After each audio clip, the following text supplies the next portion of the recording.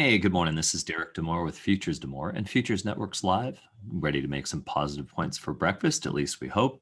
But at market, we analyzed, you can see our bullet points. The call was for a long based on historical and recent data. But we were at kind of top of the mark, close to all-time highs. And realistically, short was in order because we got stopped out in all three, as you can see. The S&P, we got in at the top almost, and then it went right down in 5 minutes. The NASDAQ had like it had the most potential, again, potentially a DCA there at the 50 period or the 89 to take it long. We would have done fine then, but we got stopped out before that. And it took a while for the Russell to stop us out, and then it kind of turned around after that. So again, using the 200 or the 89 as some spots to go long, that might have been nice, but we did get stopped out. Now on the other side, so we lost all three. We did get into two of our DCAs. This is where I put my limit orders just because of where the market was. We never got into the S&P.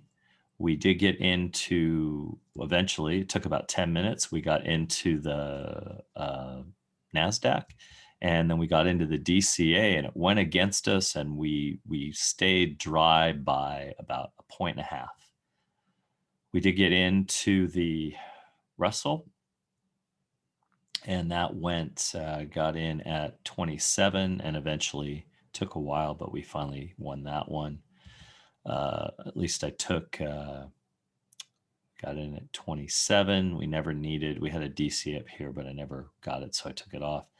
And we took 9 points right here because it was getting long in the tooth, almost 10 o'clock. So that's what ended up happening. I think we would have ended up filling. Let's see. Oh, no, we would have gotten potentially stopped out on that.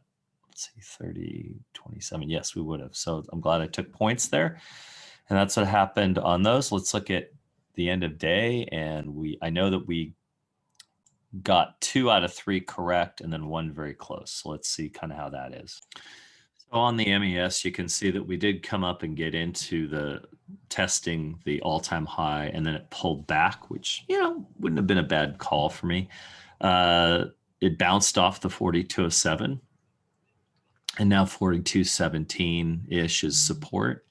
And I like end of day, close to the all-time high. If we do bust above it, then, we probably have blue skies. So putting my end of day at 42.15 and 42.35, which you can see tomorrow.